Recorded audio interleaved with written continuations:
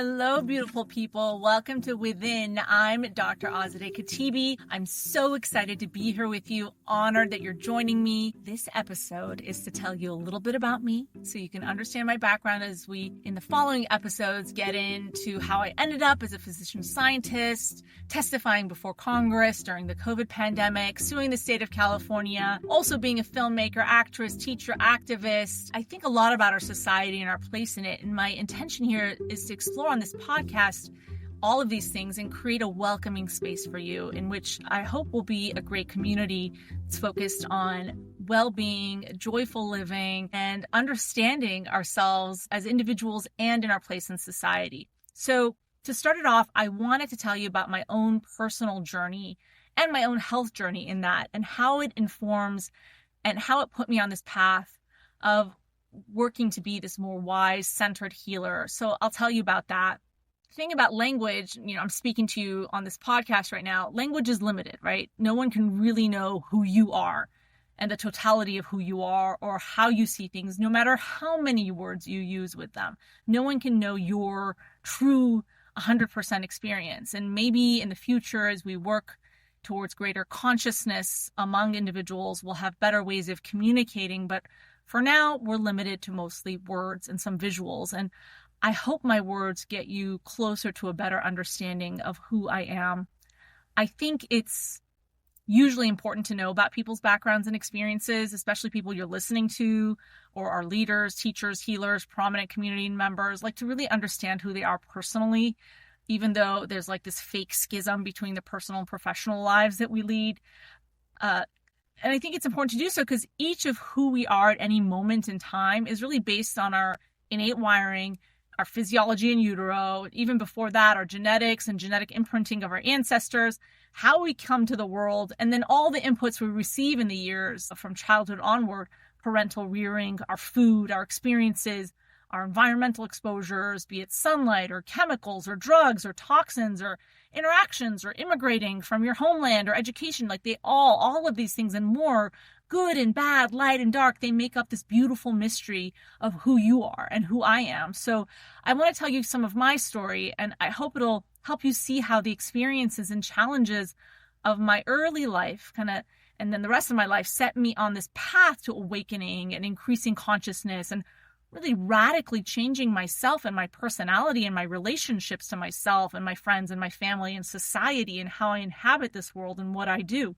Just to get a glimpse of that, I think would be, something to help establish some understanding and connection between us. So my early life, I was born in Iran at the time of the Iranian Revolution. I grew up in a family of smart, dedicated people. I was bright, inquisitive, sensitive girl. And looking back in that setting of revolution where the Islamic government came into power and that caused so much upheaval and tension and ultimately lots of repression and fear in society. And that also ripples and affects people in their home lives and their interactions, right? Because as I said before, the personal and the professional and the outside and the inside, there's sometimes fake divisions, but those are all fake, right? They all affect each other. Soon after that, there was the Iran-Iraq war, and I have memories of being bombed and fleeing the city to go to the countryside. So there was tremendous upheaval, but even when there were times of quiet, as a young child, I could feel things aren't supposed to be this way. Things aren't balanced, that there's something off in society with people's interactions. And it's hard for a young child to make sense of that by herself, which is why I'm such a big fan of helping children become emotionally intelligent and emotional processing. We'll touch on that throughout this podcast in future episodes. We moved to the US when I was young, and it was a tremendous shock to my system, but I was a very bright girl. I learned English in 2 months. And I was soon at the top of my class, and I thought I'd left the trauma of Iran behind me. I didn't even think it was trauma. I was just like, those terrible things that happened in Iran are behind me. But as I'll later tell you, these wounds and traumas, they find a way to catch up with you, and they certainly did with me. And I had to face them and deal with it and process them. But before that happened, I was in school. I was excelling in academics. I was involved in my community. I loved the arts, and I ended up getting into this performing arts school. And at the same time, I was doing rigorous math, science classes. I did volleyball, which I was okay at. I was pretty good at. And I did theater, which I loved. And I was this deeply sensitive girl and very excited about life and trying to make sense of it. Really didn't have many good mentors to help me. And that's kind of a remark on our educational system looking back. But I did very well. And I got a Regent Scholarship to attend UCLA. I graduated Phi Beta Kappa with highest departmental honors in molecular cell developmental biology. And I also did an English minor, which really gave me that infusion of arts and creativity that my soul craved. But I also took classes on ethics, which I was really into. And I later learned that people who are highly gifted intellectually are often very concerned with ethics, and rightly so, right? We need these people in society to be concerned about ethics and whether or not society is acting ethically. And I also studied feminist theory and all sorts of things. But one of the interesting things that has stayed with me was I was in college working in this lab, and we were studying sexual dimorphism, which is the difference between the sexes. And then in my science classes as well, I was taught that there were biological differences between the sexes. And then in my feminist theory class, I was taught that the manifestation of gender is all environmental. So I had these two opposing viewpoints, and they weren't the only ones that were super opposing, but those were the two prominent things that came in my mind. And it didn't make sense to me. And it still doesn't make sense to me looking back that these two disciplines on the same campus were so far apart from each other. And there was a lack of interdisciplinary conversation and sharing and understanding. And that really has informed my current work, because I still see these conversations are lacking in our current society. There's a lack of interdisciplinary discussion and thinking to the level that it's detrimental to our society. And it's actually irresponsible for the people who are doing the work, or at least promoting their viewpoint without engaging in discussion with others. So that's something that to me is really interesting, that I'd like to explore more. And what are the consequences for that and for us as a society because of that? So, in college, I was having to decide about what to do in life. So I had to decide, do I want to be a doctor or actress? And that was kind of the two things that I really wanted to do and be with my life. And it was a challenging decision. And I ended up deciding to pursue medicine because there was this need for me. I had this inner need to be able to go to work every day and help someone. And that was guaranteed in medicine. I could go to work every day, help someone, and it combined my love of science with my love of people, and I could get paid for it. And so it just checked off so many boxes. And I found the prospect of becoming a doctor really, really exciting. But the creative force within us always needs to be heeded and honored. And mine was quite strong. So even throughout my medical training, I was also pursuing acting with classes, voiceover classes, auditioning, doing commercials, short films, writing, studying filmmaking, as much as I could. And I also ended up starting a family at that time, which was a lot, but I was young and energetic and driven. And I had found a partner who was the same and also had similar values. So we made it work. But, if I had to do it all over again, I'd do it differently, which we'll get into in future podcast episodes, because, my life was really not what I would say easeful. I enjoyed it sometimes, but I didn't create that easeful life for myself as much as I could have. But of course, hindsight is always 2020. And I'm here in this podcast also to share my knowledge and experience with you, so you do it better. You learn from my examples and you don't make my mistakes, and also learn from the great things that I feel like I did. And hopefully I'll share some, you guys can share some, because we really are each other's guides on this journey. So I hope it'll be kind of a community building that we can do. We can share through social media things that make sense for our lives, and we can share that with each other. So I went to one of the top 5 medical schools in the country, UCSF. I was in the joint medical program, which at the time accepted about 12 people every year. And my adventures included traveling to Africa to do research. And early on in med school, I realized that I wanted to understand and be able to affect health, not just on an individual level, but on this group and society level. So at the same time as my medical degrees, I got my master's in public health. And while I was at it, I got a master's in health and medical sciences, both from UC Berkeley. A lot of schooling. I also had a baby at that time, a lot. And after that, I completed an internal medicine internship at a level 1 trauma center, Highland Hospital in Oakland, where I spent so many long days and sleepless nights taking care of the sickest patients. Diabetes and hypertension and heart attack and history of cancer, now having a stroke, people with multiple sclerosis, people in the ICU who were so severely sick, people with infertility issues, people with dementia, people who had side effects and unwanted outcomes from medication and our own medical treatments. Some of those were some of the most devastating things to see, as well as cultural and language and socioeconomic and emotional causes of disease. So it was just an incredible education that I got. I, after that, went into ophthalmology residency at UC Irvine, where I had one of the highest surgical volumes in California. And there I was selected as chief resident. I went on to complete a fellowship in vitreoretinal medicine and surgery at UC San Diego with some incredible mentors. I took part in clinical trials, which I can talk about later. That was an interesting experience. And I also published papers. And I came back to LA and I got into ophthalmology practice, and I discovered and named an eye disease. That was one of my big goals. I wanted to discover and name an eye disease. So if you want, you could look it up on PubMed. It's called Brazilian booty retinopathy, which, footnote, I should have named Brazilian booty chorioretinopathy. I'll get around to submitting that name change soon, I hope. And I also started getting more of my creative writing published as well. A little bit after that, I got involved in the film business in LA. A lot of people wonder about how to get started. I think one of the best pieces of advice in life in general, but also just in the film business, is just start, just dive in. And I acted in and helped produce the feature film Window Horses with Sandra Oh and Ellen Page at the time, which was shortlisted for Academy Award nomination for Best Animated Feature.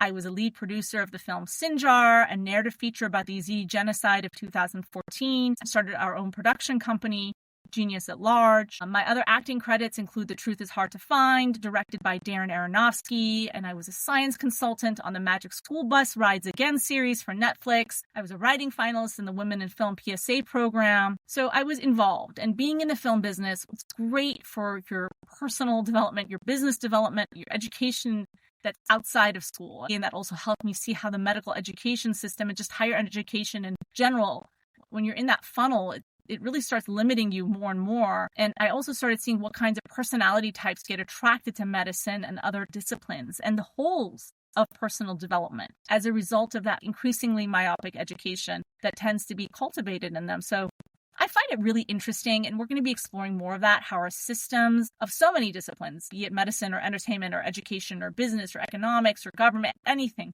history, the people involved in them have some interesting personality tendencies, the people that get attracted to certain disciplines, and they may come with certain patterns of personal baggage, and that has consequences for society. So we'll be exploring that on the podcast as well. And then also how these disciplines train you to be a certain way and the consequences of that for society. So I was active in these things, in these disciplines, seeing patients, trying to be creative, doing creative endeavors. And I made these plans. And what happens when you make plans? You make plans and God laughs. Nothing is secure in life. So there I was chugging along. I was seeing patients, and I was hit with a serious illness that made me stop in my tracks. It was terrible, and it took me to the depths of depression. It really made me face my mortality and the possibility of not being here for my kids. And I had to make potentially life or death decisions for myself. So I was putting my physician scientist hat on, analyzing the data and papers and talking to second and third and fourth opinions. And it was humbling and frightening. And while it was so debilitating and disabling, ultimately, I couldn't see it at the time, but it was also an incredible gift. And that's a theme we're going to be exploring more too. Like a patient I know who's going through something very difficult say that she hates hearing people call their illness a gift because she doesn't think it's a gift, and it makes her feel bad because she's not doing as well. But I think there's some interesting lessons in looking at silver linings and transmuting something negative into something positive, or alchemizing it is another word for that. So that's a theme that I'd like to explore with you in this podcast, is how do we take our challenges within our lives individually, within our families, and within society, and try to alchemize something positive out of it. So as I was thankfully getting better bit by bit, I was just starting my journey to wholeness, right? And that's a journey that never ends. I ended up working with therapists, learning mindfulness, meditation, teaching mindfulness and meditation to adults and kids and cancer patients. And I started understanding inflammatory states and inflammatory diets and lifestyles and the roles of chronic stress, much, much more. And one of the things I found out about was the traumas of childhood that were proven by studies to be creating disease years down the line, not really discussed well in medical school, not taught well. And I also started studying the biomedical and psychological literature around people with high neural reactivity, which is about 20% of the population. High sensitivity is another way of looking at it. And you might have people in your life that you work with or family members, or you may be one yourself, someone who has high neural reactivity or high sensitivity, highly sensitive, and how these people carry incredible disease burden in the United States. And I also started studying the needs of highly gifted people and just understanding neuropsychology and health on a much, much deeper level. And this was not information that I learned in med school. This was nowhere close to the information that I learned in med school. And so understanding tendencies and personality and psychology really opened my eyes to another way of looking at the world. I also made huge lifestyle changes with exercise and stress management. I had a pretty good diet, although, I've changed my diet since then. And I worked with coaches and I started studying and working with various traditional medicine disciplines, all sorts, including, but certainly not limited to, traditional Chinese medicine, shamanic journeying, and more recently, Ayurveda for myself personally. And these are things that are just starting to get more data behind them, scientific data. And I'm excited to see this area grow because it's helped me tremendously. And I realize how limited our Western capitalistic-driven models of medicine that operate on this reductionistic viewpoint can actually limit us in learning and understanding health on a greater level within our lifetimes and how it may end up being damaging to our health. And you're going to be hearing more about that on this podcast as well. So I had this illness. It can bring up a lot within you and others. And I was on this path that kept bringing me more and more things to learn that I hadn't learned in my childhood, young adulthood, medical education, or theater training, which was learning things like nonviolent communication techniques and conflict resolution techniques and looking at my own shadows and doing the shadow work. And it wasn't easy. It was hard, especially like looking at your own shortcomings and why you behave the way you behave in ways that don't serve you or don't serve others or don't serve your relationships, why you have the impulses you have, whether it be eating or anger or shopping or social media or other things that are even darker. And it takes time peeling away those layers to reveal the true you, what I call your true spirit self. So the illness put me on this track toward really seeing what I was doing that wasn't serving me. And it's kind of cyclical, right? You think you figured it out, and then you're hit with something that's a bigger challenge and you may revert back to those tendencies, but you grow upward in that circular way of journeying. And it put me on this track to greater awareness, greater emotional regulation, more mindful response instead of reactivity, and what I would call this deeper maturity within myself. And so what happened is my relationships with all the generations in my family got better, they got stronger, they got happier. I got my kids on a much better trajectory and better relationships with them. And I personally got stronger, better, and happier. And I can't wait to share what I've learned with you on future episodes when we meet again. I want to talk about what happened with COVID and my advocacy there. So I'm working on making strides in my health, and then COVID hits. And since I, by that point, had this more meta view that I developed, I could clearly see the lack of awareness and emotional dysregulation and mindless reactivity and superficial immaturity and fear that was pervasive in society. Although it was shocking for me to see it in government and in media and even in the sciences. And I saw the public health principles that I had learned at one of the top public health schools weren't being followed. And I saw science and ethics weren't being followed either. And I tried online, I remember in the early days, tried having logical discussions with doctors online, but many of them couldn't have logical, calm discussions and they would start attacking. And I remember I wrote a letter to the New England Journal of Medicine regarding this ethical framework that they had published around vaccine mandates. And I saw that not only did they not publish the letter I had written with my colleague, they didn't publish any negative comments against it. And that was shocking to me because I was like, why are these doctors acting so reactively and restrictively? But I now realize, of course, that many doctors don't have public health training. Many of them didn't have the molecular biology training that I had, and they didn't have an interest in ethics that I had. And I also realized that these much larger forces at play that incentivize science to go one way or another. And so I was awakened, and I started realizing there was also self-censorship going on among a lot of doctors, and not to mention the terrible censorship going on in government and big tech. So only part of the story was being told, and it really brought me down for a while because I was expecting the world, and especially our leaders and doctors, to be acting with steady, calm, open